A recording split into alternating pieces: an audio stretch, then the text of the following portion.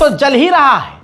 आपको यह लग रहा है अगर कि लेबनान पर हमले बंद हो गए नसरुल्लाह के कत्ल के बाद, हिजबुल्लाह के कमांडरों को मिटाने के बाद, उनको शहीद कर देने के बाद, तो यह गलत है।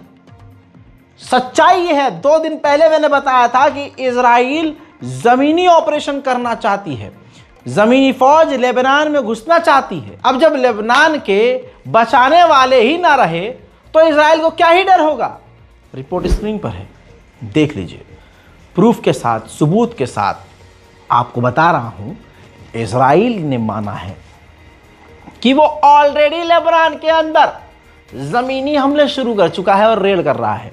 छोटे मोटे इलाकों में लेबनान के इजराइल की सेना घुस चुकी है और वो रेड करना यानी गिरफ्तारियां करना, जमीनों पर कब्जा करना, मकानों को ध्वस्त करना शुरू कर चुकी है। हसन नसरुल्लाह को इतनी आसानी से इजराइल नहीं मार पाया है। 2006, ये भी रिपोर्ट लगाओ भैया, प्रूफ बहुत मांगते हैं ये लोग। हाँ, ये देखिए, 2006 के बाद इजराइल ने स्पेशल कमांडर अपने अंडर कवर भेजे थे, जासूस, वो भी कमांडर लेवल के, लेबनान में 2006 से भेजे हुए थे, जो कि वो लेबनान के अंदर तक पहुंच गए थे और उन्होंने सीक्रेट और बहुत ही खतरनाक और सेंसिटिव जानकारियां इकट्ठा कर करके इजराइल तक दी। वो तमाम जानकारियां आज काम आई हसन नसरुल्लाह को कत्ल करने में। अब आपको यह भी बता दूं, हसन नसरुल्लाह की मौत के बाद भी ये हमले आप अपनी स्क्रीन पर देखिए। लेबनान के ऊपर नसरुल्लाह के कत्ल के बाद भी ऐसे हमले इजराइल ने किए हैं कि एक ही दिन के अंदर 80 लेबनान के आम लोगों को इजराइल ने कत्ल कर दिया है और ये मौत के आंकड़े बढ़ रहे हैं।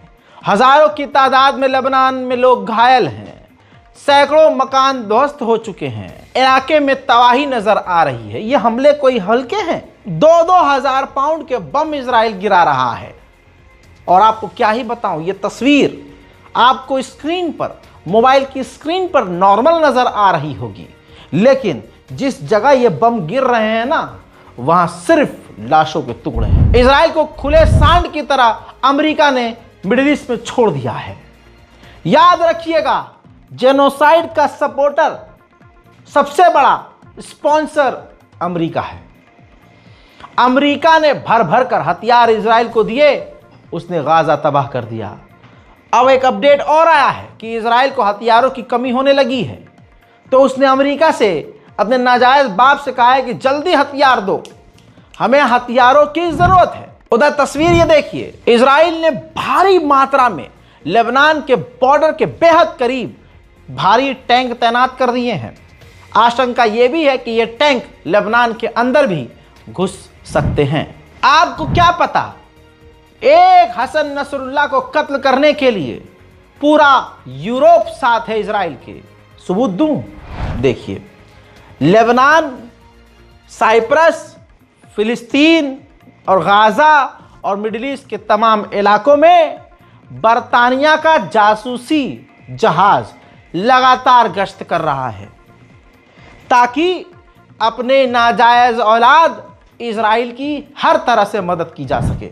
हसन नसरुल्लाह को कत्ल करने के बाद यहूदियों में खुशी का माहौल है। बैतुल मुकद्दस की दीवार पर जाकर यहूदियों ने कुछ इस तरह से खुशी मनाई है।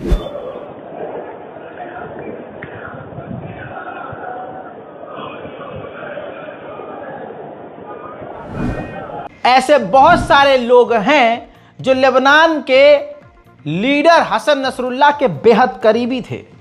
अब जब नसरुल्लाह ही मारे गए तो दूसरों को क्या ही कहना, लेकिन फिर भी रिपोर्ट तो रिपोर्ट है। स्क्रीन पर देखिए, नबील नाम के ये आलिम दीन जो कि हसन नसरुल्लाह के करीबी थे, नबील कावेक, इनको भी इजराइल ने उसी एयर स्ट्राइक में कत्ल किया जिस एयर स्ट्राइक में नसरुल्लाह को मारा गया। इजराइल के हमलों में ये 4 पैरामेडिक्स भी लेबनीज मारे गए हैं। बताना चाहूंगा कि 10 लाख लेबनान के लोग अपने घरों से बेघर हो चुके हैं। हिजबुल्लाह की बटालियन में, नसरुल्लाह की बटालियन में आखिरी जो कमांडर बचे हुए थे, अली कारकी, इनको भी इजराइल ने मार दिया है। उधर ट्रंप के दामाद ने जहर उगला है और कहा है कि 27 सितंबर का वो दिन है जो अब्राहम अकॉर्ड के बाद सबसे बेहतरीन दिन साबित हुआ है, यानी जिस दिन नसरुल्लाह को मारा गया है।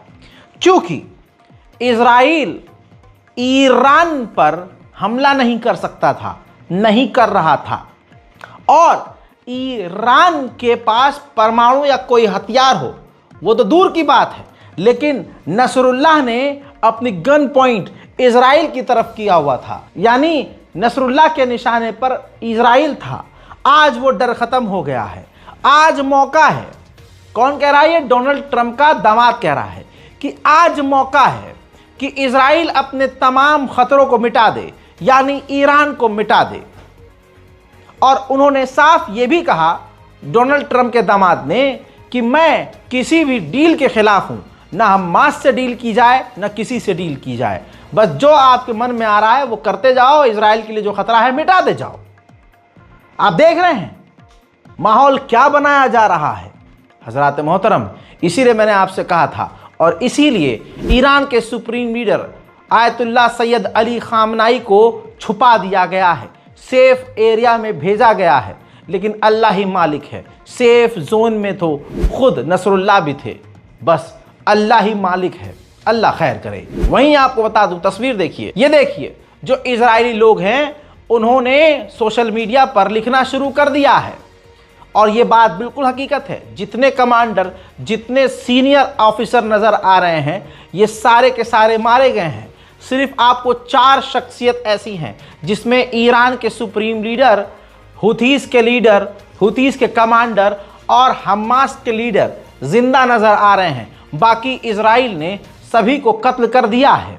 आइए दोस्तों, मैं आपको एक वीडियो और दिखाता हूं, ये देखिए, जिसके अंदर ये देखिए दिखाया गया है कि किस तरह से पहले कासिम सुलेमानी को इन्होंने, इजराइल ने गायब कर दिया, फिर उसके बाद हसन नसरुल्लाह को मारा गया, और टू बी कंटिन्यू सीधा लिखा हुआ आ रहा है ईरान के सुप्रीम लीडर की तस्वीर के ऊपर। आप पढ़े लिखे लोग हैं, समझ सकते हैं कि इस तस्वीर से इजराइल क्या कहना चाह रहा है।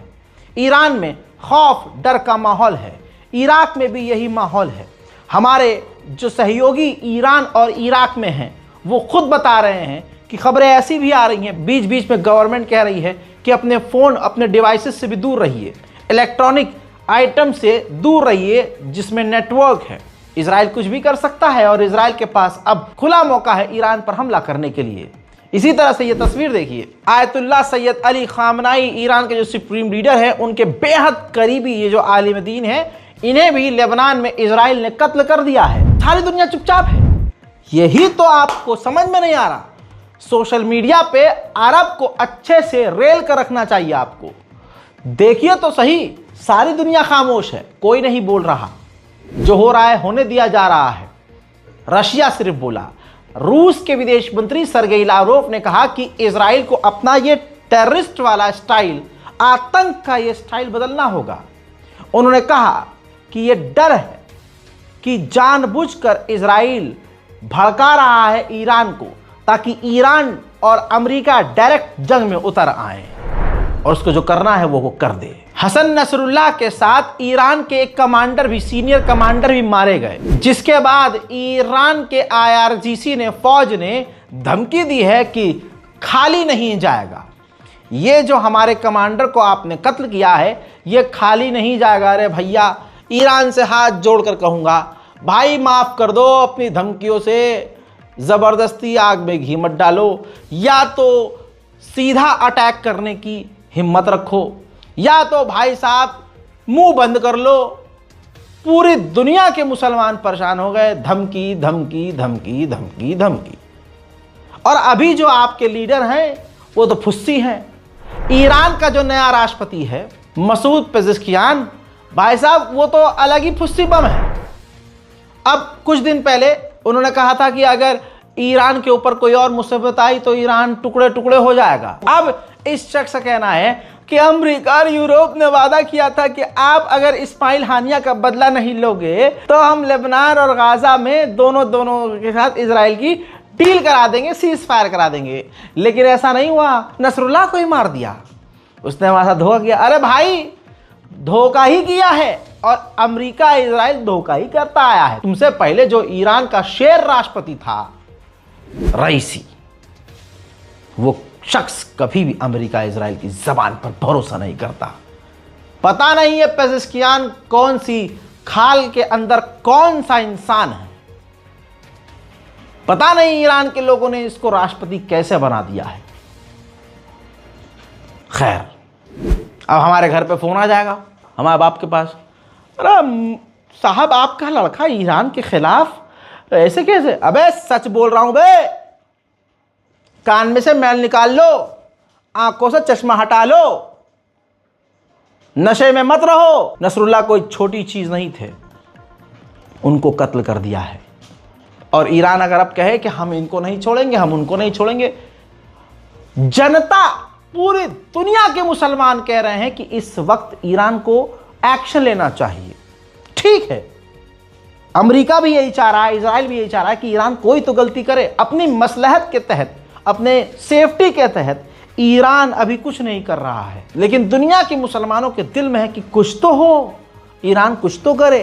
अच्छा, दूसरा सच ये भी है जो शायद मैं पहले की रिपोर्ट बता चुका हूं कि ईरान अगर हमला कर भी देता है इजराइल पर, तो ईरान से नफरत करने वाले मुसलमान की भेष में यहूदी हैवान जैसे मोहम्मद बिन सलमान और उसके जैसे और अरब देश खुलकर इजराइल के साथ हो जाएंगे और आखिरकार ईरान अकेला पड़ जाएगा। यह भी सच है, जो मैंने पहले अपना इमोशन दिखाया वो भी सच है, और अभी जो बताया ये भी फैक्ट है। हालात बहुत तनावपूर्ण हैं, कब क्या हो कुछ नहीं पता, लेकिन सच्चाई यह है कि ईरान इस वक्त बहुत बड़े खतरे में है। बस दुआ कीजिए। जय हिंद।